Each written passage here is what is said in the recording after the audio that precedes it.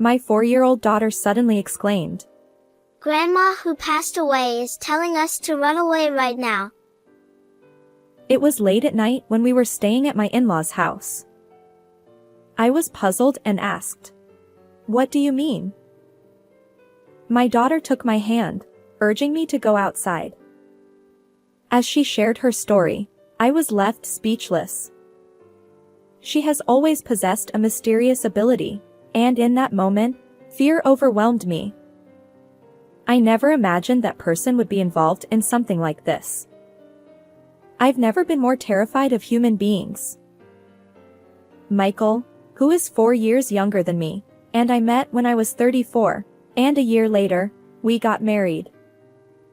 We built a house about a 10-minute drive from his parents' place and started our newlywed life. Olivia, let's be happy together from now on.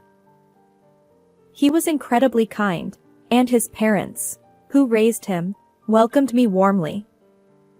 Michael works diligently every day to become the successor to his father's company. To support him, I quit my full-time job and started working part-time with more flexible hours.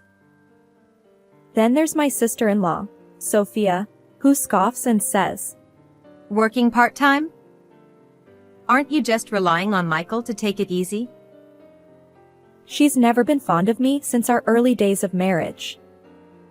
Sophia is around the same age as me but enjoys the single life and lives alone. She looks like a career-driven woman, if you ask me. I used to admire her lifestyle and respected her. I even thought that if I had continued working as a full-time employee, I might have ended up like her. Sophia often makes Michael run errands for her.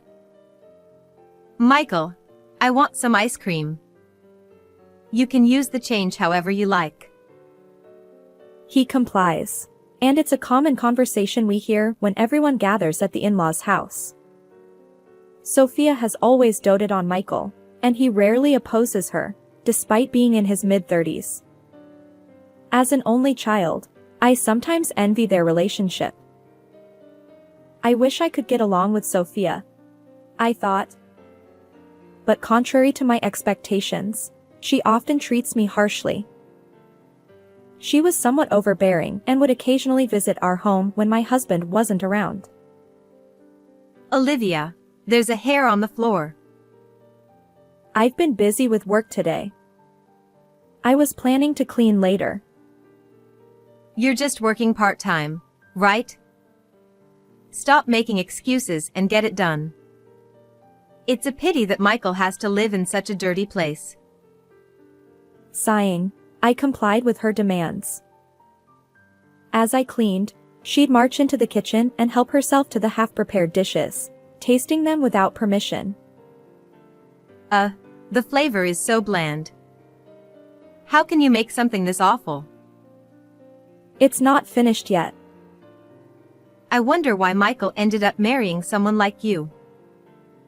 She never bothered to listen to my side of the story, always bringing up Michael's name. And truth be told, I wasn't particularly skilled at housework, so I felt somewhat resigned to her criticisms. However, there were some things I simply couldn't tolerate. "You only have flashy clothes, don't you? And yet, your underwear is so plain." She'd open my closet without permission and inspect its contents. "Sophia, please stop."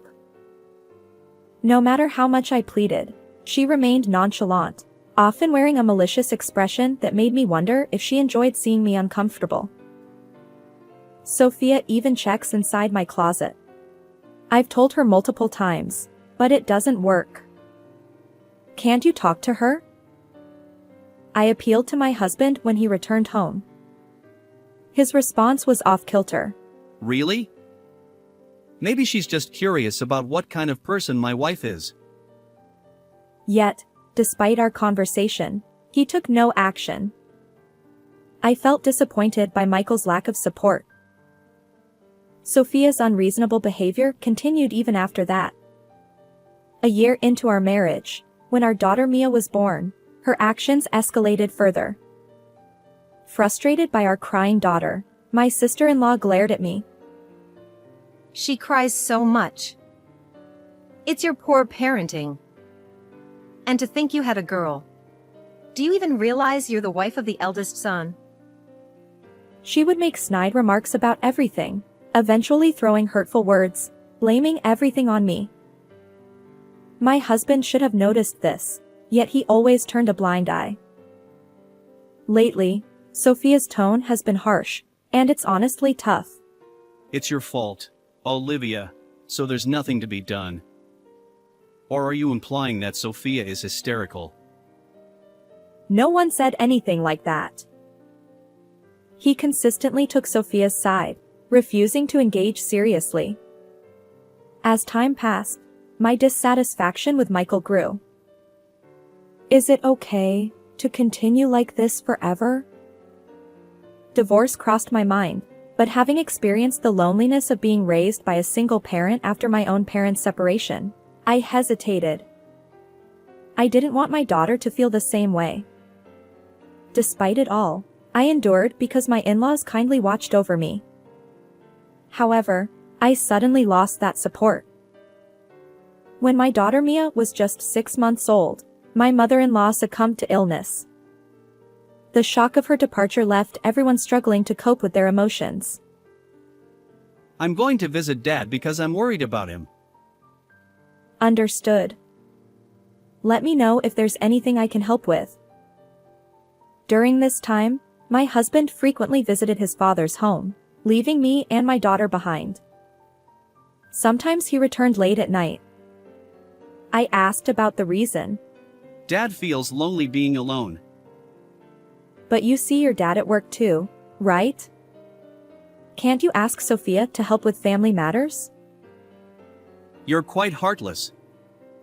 Even though Dad is feeling lonely, you're suggesting I leave him? That's not what I meant. Although I initially expressed my desire for more quality time with our adorable daughter, I realized that parents are important too. I remained silent after that.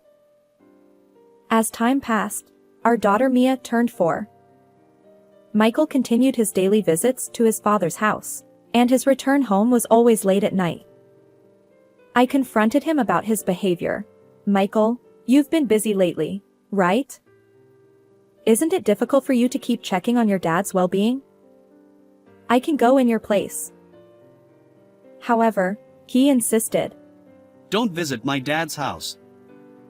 Sophia wouldn't like it, and I don't want unnecessary conflicts. His determination to keep me away from the family home raised suspicions. I decided to defy his instructions and visit my father-in-law myself. To my surprise, my father-in-law welcomed me with a smile. I've been taking cooking classes and enjoying it. He said happily. His demeanor was completely different from what Michael had described. And then, my father-in-law accidentally let slip a revealing statement that left me astonished. After a few weeks since that incident, one day, my husband suddenly said, Why don't we all gather at my dad's house and have a meal? I hesitated, thinking, but Sophia wouldn't like it if I visited your dad. His unexpected suggestion made me suspicious. He continued. It's fine. Sophia invited us today. So, are you coming? Hurry up and get ready. Michael seemed unusually flustered. Despite the difference from our usual routine, I agreed to my husband's invitation, and the 3 of us, my daughter, him, and I, headed to his dad's home. Upon arriving at my in-laws' house, a delightful aroma greeted me at the entrance. My sister-in-law, Sophia, welcomed me with a smile. Olivia, welcome. I've been preparing dinner while waiting for you. She ushered me inside, handing treats and toys to my daughter, Mia. Although I had braced myself for her usual snide remarks, Sophia's kindness caught me off guard this time. Still, I remained cautious. I shouldn't let my guard down. Maybe she'll play some culinary tricks to spite me. But my suspicions were unfounded. Michael told me about your favorite dishes. I hope they suit your taste. As I surveyed the table, I found an array of my favorite foods. Grateful, I replied. Thank you. Yet, lingering disbelief colored my emotions. Sophia added playfully.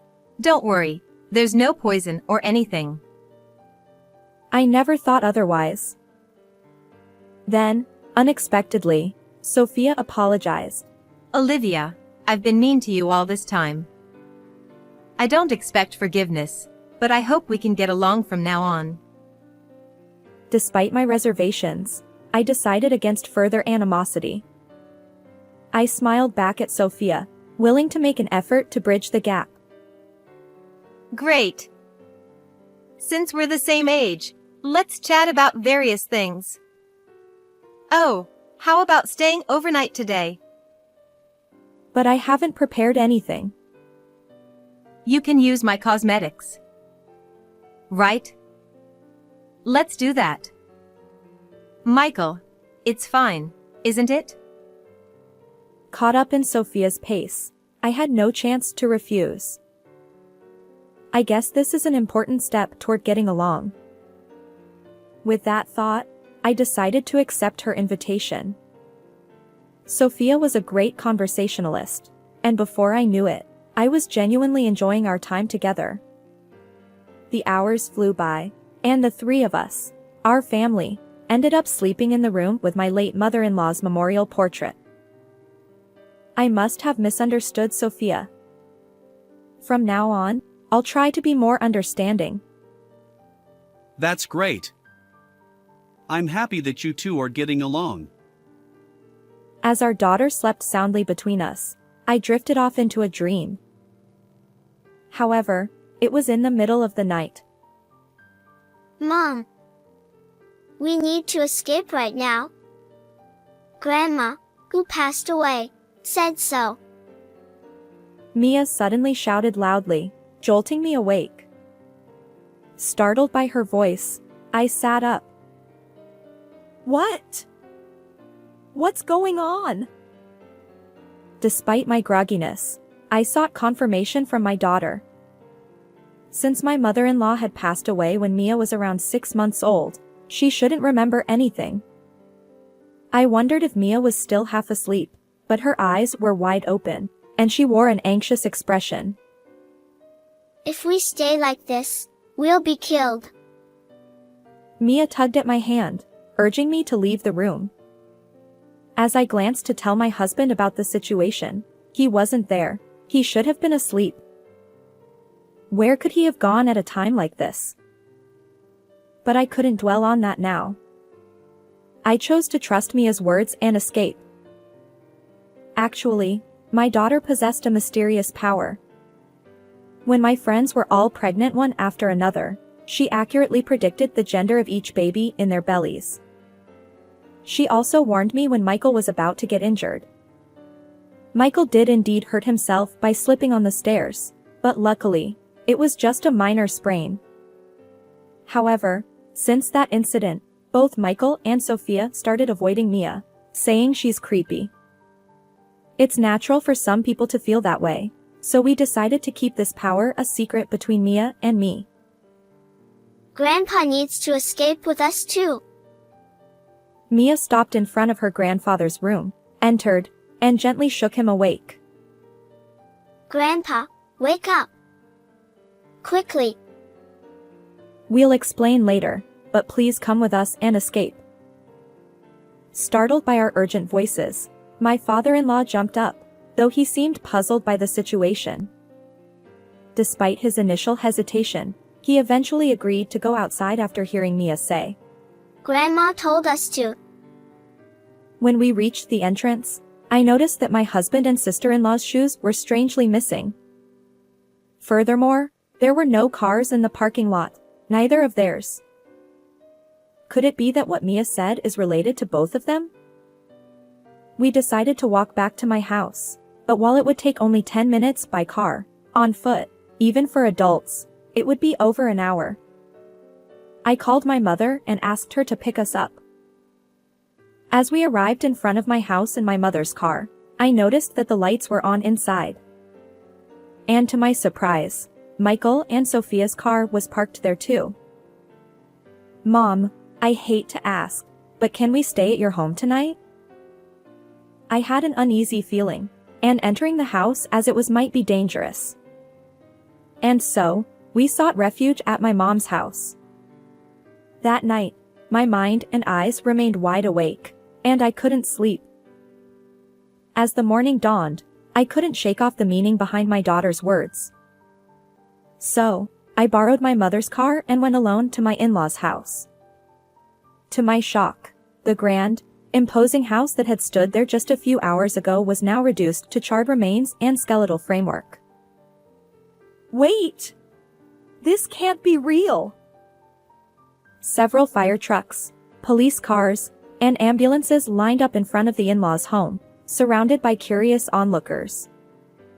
On the other side of the yellow tape, Michael and Sophia were speaking with police and firefighters, explaining the situation.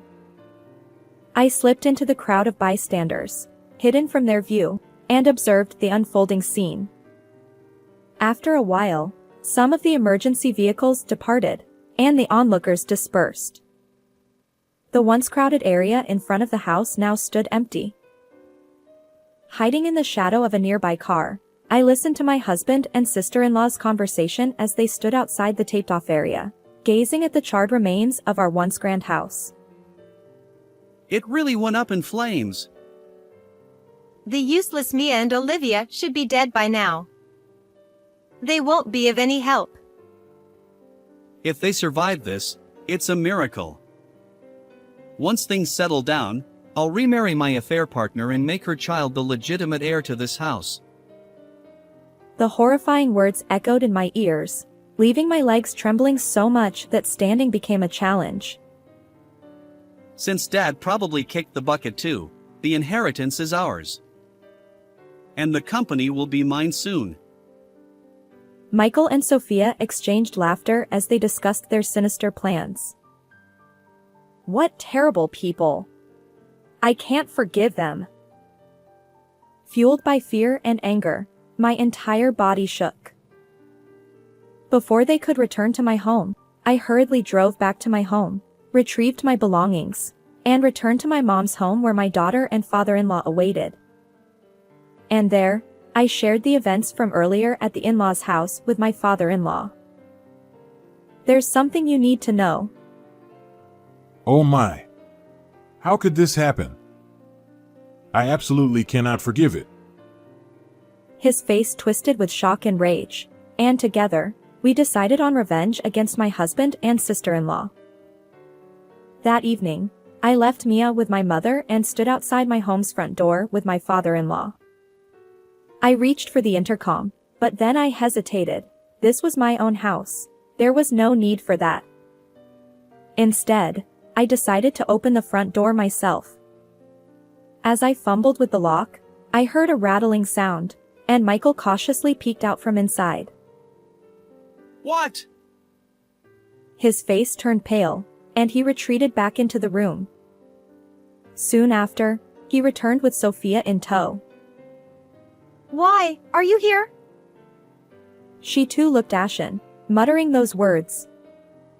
But when she noticed our gaze, she suddenly clung to my father-in-law, feigning relief. Thank goodness you're alive. We couldn't find any trace of you, and they said they hadn't found anything in the burnt ruins. We were so worried. Yeah. I've been praying that you all were safe. Michael also played along, hugging me tightly. I pushed his arms away and distanced myself from my husband. Hands off. Through Mia, your mom helped us. Mom? But she passed away 4 years ago. Exactly. Don't spout nonsense. Are you going to talk about Mia's mysterious abilities again? It's truly unsettling. Both of them furrowed their brows and vehemently denied Mia's words. Well, fine. let's go inside for now. After all, this is my house too, and your dad is here. I pushed them aside and ushered my father-in-law into the house. As we entered the living room, Michael, who had followed us, placed a hand on my shoulder and said, Wait. "Didn't I tell you not to touch me so casually?" Oh, Olivia, are you having a hysterical moment? Maybe your hormones are out of balance? This is why women in their 40s get a bad reputation. Sophia smirked, mocking me as usual. Gone was the meek demeanor from the previous day's apology.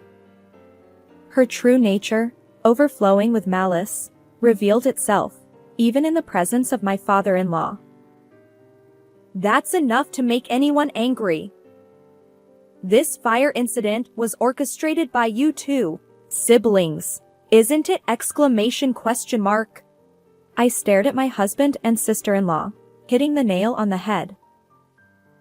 Wait, there's no evidence to say something like that. It's impossible. Despite his anxious denial, Michael stood firm.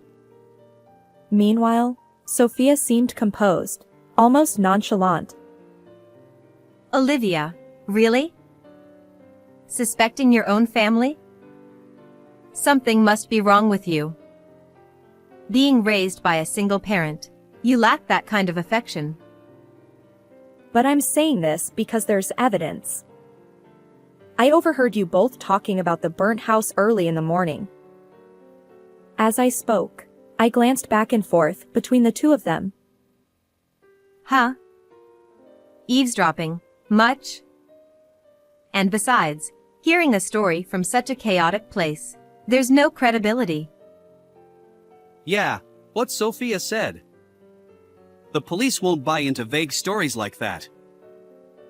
Sophia, boldly and unyielding, and my husband, who hid behind her, retorted. This dynamic must have been consistent since long ago. Is this your voices? I pulled out my smartphone from my pocket and played the recorded audio. It captured the conversation between the two of them from that morning. Why are you doing this? When Mia woke me up in the middle of the night, and neither you nor Sophia were there, I became suspicious. I wasn't sure if I could record it properly, but I had it running. Though there was some distance, it was clear enough that the voices belonged to them. Confronted with the audio evidence, Michael and Sophia fell silent. "I'll submit this to the police. Surely they'll believe it." Wait a minute. You all escaped unharmed, so there's no issue. What are you saying? You put us in a life-threatening situation, and your dad's home ended up like that. This is a crime. Do you understand? Growing more agitated, I confronted my husband's absurd statements. "Sophia, this applies to you too. You must pay for this wrongdoing." Don't get cocky. You wretched woman. She launched an attack, her hostility toward me evident, but I couldn't waste time arguing with her. "Here we go," I said, taking a deep breath and locking eyes with the two of them once more. "By the way, what do you mean by waiting for the heat to die down and then remarrying your affair partner, legitimizing a hidden child?" Well, Michael seemed caught off guard by the direct questioning and stumbled over his words, eventually falling silent. "You thought you could just stay quiet when it became inconvenient? But there's evidence. This woman, right?" I confronted them, brandishing a photo I'd pulled from my bag. Ha! Wait, why did you investigate this so thoroughly? Sophia, what do we do? We're caught. He turned to his sister, seeking help in his panic. But Sophia merely glared at me without offering any assistance. Perhaps that lack of support drained Michael's resolve, leaving him deflated. Actually, I had suspected my husband's infidelity for some time and gradually conducted my own investigation. On that morning, I hurriedly retrieved the evidence I had collected. How long have you known? Well, it started when you said you were checking on your dad, and your returns home became consistently late. From that long ago. But I became certain when your dad told me something. Michael had warned me not to show up at his dad's house, but I defied that order one day. My father-in-law had shared something with me, a statement that, Only you would visit my home.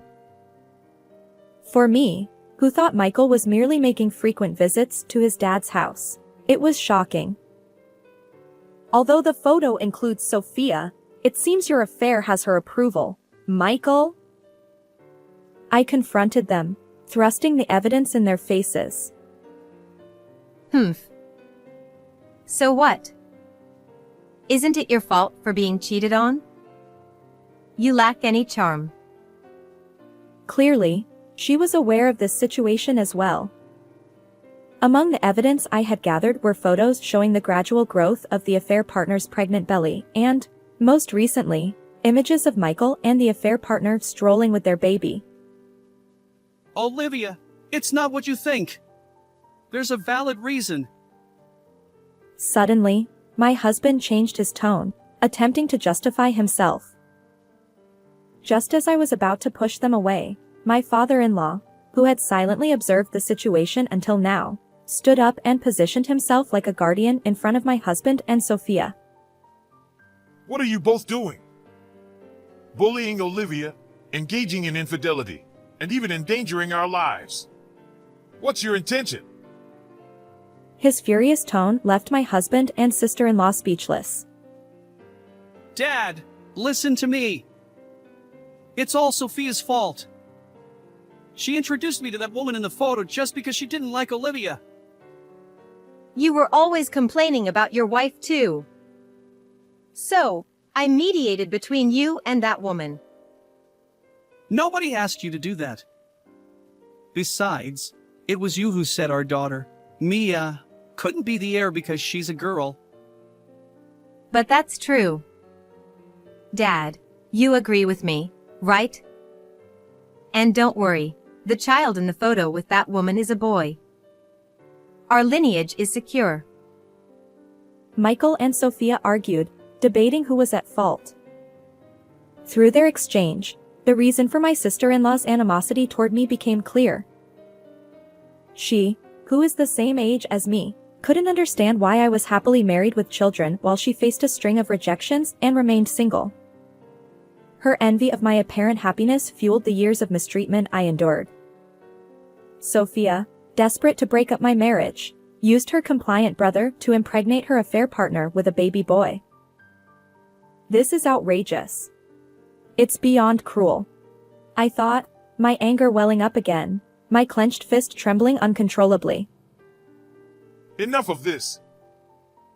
My father-in-law shouted, and both of them fell silent. Their demeanor resembled that of chastised children shrinking before an angry dad. Olivia, I truly apologize. I've raised such foolish individuals, and I bear responsibility. My father-in-law apologized repeatedly, and I offered him my best smile. Without hesitation, I turned to Michael and fixed him with a stern gaze. We need a divorce, I declared, handing him the divorce papers with my section already filled out. This saves us the trouble of negotiating. We'll officially welcome the affair partner's child as the heir. Sophia snatched the papers from my hand before Michael could even react, dancing with apparent delight. Yeah, that settles it. Michael echoed in the same tone as Sophia. Heir? Ridiculous. As long as I'm alive, you won't get your way. He glared at them. Dad, what are you saying? Isn't this a cause for celebration? Sophia's eyes sparkled. Sophia, I sever all ties with you. Don't ever cross my path again. Michael, the same goes for you. You're fired from the company. And so, my father-in-law delivered his verdict to the two of them. Wait a minute. Without me, the company would collapse. Is it okay to do this? Exactly. If you sever ties with us, you'll be all alone. And what about the inheritance? Their concerns ultimately revolve around money. Upon hearing this, my father-in-law's expression momentarily revealed a hint of sadness. You're both strangers to me now. The company and the inheritance are irrelevant. What? Sophia erupted in anger, while my husband, flustered, tried to reason with his father. Dad, reconsider.